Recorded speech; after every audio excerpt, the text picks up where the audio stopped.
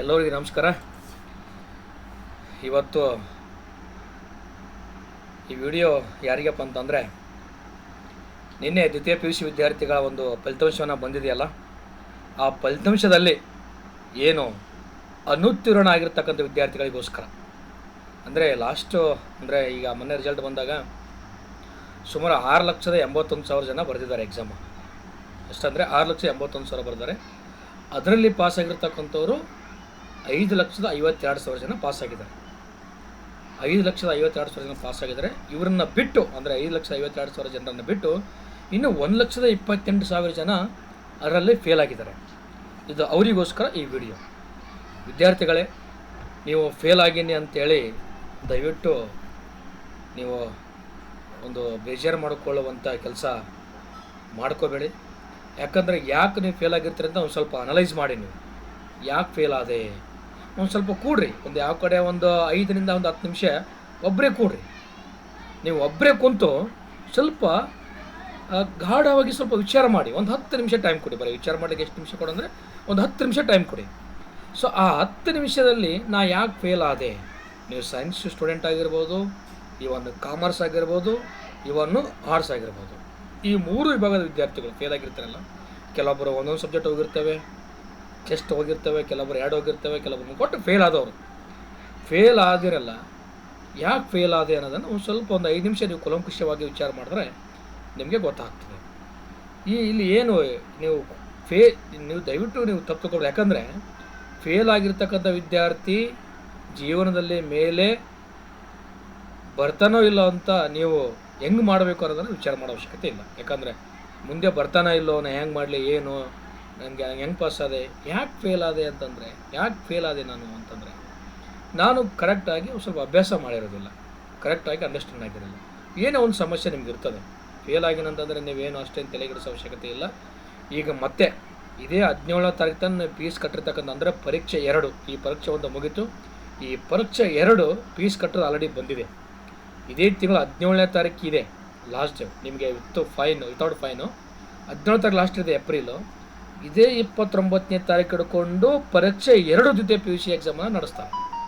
So ಇನ್ನೂ ನಿಮಗೆ ಕಾಲಾವಕಾಶ ಇವತ್ತಂದರೆ ಒಂದು 11 ಡೇಟು, ಇನ್ನೂ 20 ಡೇಸ್ ಟೈಮ್ ಇದೆ. 35 ಡೇಸ್ ನಿಮ್ಮ ಪೇಪರ್ ಬರ್ಬೇಕಂದ್ರೆ 25 ಡೇಸ್ ಟೈಮ್ ಇದೆ. ನೀವು ಸ್ವಲ್ಪ 25 ಡೇಸನ್ನು ಗಮನ ಹರಿಸಿದ್ರೆ ಆರಾಮಾಗಿ ಪಾಸ್ ಆಗ್ಬೋದು. ನೀವು ಅಂತಿರ್ಬೇಕು, ಏನು ಸರ್ ನಾವು 1 ವರ್ಷ ಟೈಮ್ ಕೊಟ್ಟರೆ ಓದಿಲ್ಲ, ಈಗ ಹೆಂಗೆ ನಾವು 20 ದಿನದಲ್ಲಿ ಹೆಂಗೆ ಓದೋಕ್ಕಾಗುತ್ತೆ? ಮಾಡ್ಬೋದು, ಖಂಡಿತ ನಾನು ನಿಮಗೆ ಗ್ಯಾರಂಟಿ ಕೊಡ್ತೀನಿ. 20 ದಿನ ಮಿನಿಮಮ್ಮು ನೀವು ಏನಾದರೂ 8 ರಿಂದ 12 ತಾಸು ಏನಾದರೂ ನೀವು ಅಭ್ಯಾಸ ಮಾಡಿದ್ದೆ ಆದರೆ ಒಂದು 20 ದಿನ ಖಂಡಿತವಾಗಿಯೂ ನೀವು ಪಿ ಯು ಸಿ ಪಾಸ್ ಆಗೇ ಆಗ್ತೀರಿ. ನೀವು ಒಂದು ಸಲ ಈ ಥರ ಓದಿ ಪಾಸ್ ಆದರೆ ಅಂದರೆ ನಿಮ್ಗೆ ಗೊತ್ತಾಗ್ಬಿಡ್ತದೆ, ಒಂದು ಐಡಿಯಾ ಸಿಗ್ತದೆ ನಿಮಗೆ. ಅಂದರೆ ಯಾವ ರೀತಿಯಾಗಿ ಐಡಿಯಾ ಸಿಗ್ತದೆ ಅಂದರೆ, ಮುಂದೆ ನಿಮ್ಮ ಜೀವನದಲ್ಲಿ ಯಾವತ್ತೂ ನೀವು ಫೇಲ್ ಆಗಬೇಡಿ. ಪಿ ಯು ಸಿ ಫೇಲ್ ಆಗೋದೇ ದೊಡ್ಡ ಮಾತಲ್ಲ. ಯಾರು ಫೇಲ್ ಆಗಿಲ್ಲ ಜೀವನದಾಗ ಹೇಳ್ರಿ? ಯಾರು ಫೇಲ್ ಆಗಿಲ್ಲ? ನೀವು ಇವತ್ತೆಲ್ಲ IAS ಆಫೀಸರ್ಗಳು ಜೀವನದಾಗ ಏನು ದೊಡ್ಡ ಆಗಿದ್ದಾರೆ, ಯಾರು ಫೇಲ್ ಆಗಿಲ್ಲ? 100 ಮಂದಿ ಫೇಲ್ ಆಗ್ಯಾರ, 100 ಮಂದಿ ಫೇಲ್ ಆಗ್ಯಾರ. ಆದ್ರೆ ನಾನು ಹೇಳ್ತಾ ಇದ್ದೇನೆ, ಫೇಲ್ ಆಗಿ ಪಾಸ್ ಆದ್ರಲ್ಲ ನಿಮ್ಗೊಂದು ಒಳ್ಳೆ ಇತಿಹಾಸ ಇದೆ. ಏನು ಫೇಲ್ ಆಗಿ ಪಾಸ್ ಆದ್ರಲ್ಲ ನಿಜವಾಗ್ಲೂ ಸುಳ್ಳಲ್ಲ. ಇದನ್ನ ಬೇಕಾದ್ರೆ ಒಂದು ಸಲ ಟ್ರೈ ಮಾಡಿ ನೋಡಿ. ಫೇಲ್ ಆಗಿ ಅಂತ ಯಾವುದೇ ಕಾರಣಕ್ಕೂ ಬೇಜಾರು ಮಾಡೋ ಅವಶ್ಯಕತೆ ಇಲ್ಲ ವಿದ್ಯಾರ್ಥಿಗಳೇ. ಇವತ್ತು ಧೈರ್ಯದಿಂದ ರೀ. ನಿಮ್ಮ ದೋಸ್ತ ಪಾಸ್ ಆಗಿರ್ತಾರೆ, ಅವ ಪಾಸ್ ಆದ, ನಾವು ಫೇಲ್ ಆಗಿಲ್ಲ, ಏನಾಗಲ್ಲ. ಇವತ್ತು ನಾಳೆ ಯಾರು ಫೇಲ್ ಆಗಿ ಪಾಸ್ ಮುಂದೆ ಹೋಗ್ತಾರಲ್ಲ, ಇವತ್ತಿನ ಫೇಲ್ ಆದವರೇ ಯಾವುದೋ ಒಂದು ಸ್ಥಾನದಲ್ಲಿದ್ದಾರೆ. ಇವತ್ತು ಎಷ್ಟೋ ಜನ ಪಾಸಾಗಿ ರ್ಯಾಂಕ್ ಆದರೆ ಇವತ್ತಿನ ದಿನ ಏನಪ್ಪ ಅಂತಂದರೆ ಯಾವುದೋ ಸಣ್ಣ ಪುಟ್ಟ ಜಾಬಲ್ಲಿದ್ದಾರೆ. ಫೇಲ್ ಆಗಿ ಪಾಸ್ ಆದವ್ರು ಯಾಕೆ ಫೇಲ್ ಆಗಿದ್ರೆ, ನಿಮ್ಗೆ ಏನೋ ಒಂದು ಒಳ್ಳೆ ಆಪರ್ಚುನಿಟಿ ನಿಮ್ಗೆ ಕಾಯ್ದಿರ್ತಾರೆ ಮುಂದೆ. ನಿಮ್ಗೆ ಇನ್ನೂ ಸ್ವಲ್ಪ ನಿಮಗೆ ಅದು ಬರೋದು ಲೇಟ್ ಆಗಿರುತ್ತೆ, ಯಾವುದೋ ಒಂದು ಕಾರಣದಿಂದ ಫೇಲ್ ಆಗಿರುತ್ತೆ. ಭಗವಂತ ಕೊಟ್ಟಿರ್ತಕ್ಕಂಥದ್ದು ಅಂತ ತಿಳ್ಕೊಬೇಕು. ನೀವು ಏನಪ್ಪ ಅಂತಂದರೆ ಅದನ್ನು ನಾವು ಕರೆಕ್ಟಾಗಿ ನಡೆಸೋಂಥ ಕೆಲಸ ಮಾಡಬೇಕಾಗ್ತದೆ. ಇಲ್ಲ ಈಗ ನೀವು ಫೇಲ್ ಆಗಿನಂತೆ ಯಾವುದೇ ಕಾರಣಕ್ಕೂ ನೀವು ಎದೆ ಗುದ್ದಬೇಡ್ರಿ. ನೀವು ಖಂಡಿತ ಪಾಸ್ ಆಗ್ರಿ. ಪಾಸ್ ಆದಮೇಲೆ ನಿಮಗೊಂದು ಒಳ್ಳೆಯ ಆಪರ್ಚುನಿಟಿ ಮುಂದೆ ಇದೆ, ಹೇಗಡಿಸೋ ಅವಶ್ಯಕತೆ ಇಲ್ಲ. ಅದಕ್ಕಾಗಿ ನೀವೇನಪ್ಪ ಅಂತಂದರೆ ಈಗ ಒಂದು ಅಭ್ಯಾಸ ಮಾಡಿ. ಈಗ ಹೆಂಗೋ 29ನೇ ತಾರೀಕು ಎಕ್ಸಾಮ್ ಸ್ಟಾರ್ಟ್ ಆಗ್ತದೆ, ಪರೀಕ್ಷೆ 2 ಪಿ ಯು ಸಿದು ಇದೆ 2024ರಲ್ಲಿ. ಚೆನ್ನಾಗಿ ಓದಿ, ಚೆನ್ನಾಗಿ ಅಭ್ಯಾಸ ಮಾಡಿ. ನಿಮ್ಗೆ ಏನೇ ಡೌಟ್ ಇದ್ದರೆ ಕೂಡ ನಿಮ್ಮಲ್ಲಿ ಇರ್ತಕ್ಕಂಥ ಗುರುಗಳಿಗೆ ಕೇಳಿರಿ, ಸ್ವಲ್ಪ ಕಾಂಟ್ಯಾಕ್ಟ್ ಮಾಡಿ.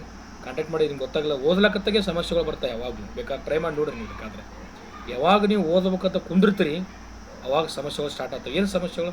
ಯಾವುದೋ ಒಂದು ಸಬ್ಜೆಕ್ಟ್ ಓದ್ಲಕತ್ತಿರ್ತೀರಿ, ಆ ಸಮಸ್ಯೆ ಈ ಸಬ್ಜೆಕ್ಟ್ ಹಿಂಗೂ ಇದು ಹೆಂಗೆ ಬಂತು ಹಿಂಗೆ ಅಂತ ಗೊತ್ತಾಗ್ಬಿಡುತ್ತೆ. ಅದಕ್ಕೆ ನಿಮ್ಮ ಗುರುಗಳಿಗೆ ಕೇಳಿರಿ, ಸರ್ ಈಗ ನನಗೆ ಗೊತ್ತಾಗ್ತಾರೆ ಸರ್, ವಾಟ್ ಇಸ್ ದಿಸ್ ಅಂತ. You can ask me to your teacher, then you have to read promptly and honestly, automatically you will be success in your life. It's guarantee. I will give the guarantee to you, all of you.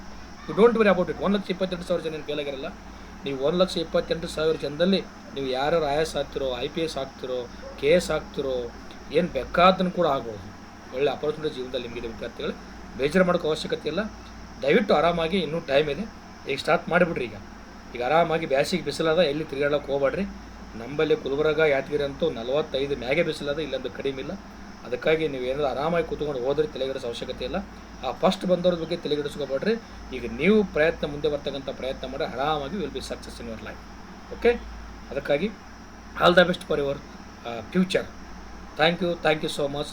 Thanks for your opinion. ಅವ್ರು ಏನೇ support ಮಾಡಿರಿ, ನಿಮಗೊಂದು ಒಳ್ಳೆ ರೀತಿಯಿಂದ ನಮಗೆ ಒಳ್ಳೆ video ಕೊಡ್ತಾ ಇರ್ತೀನಿ.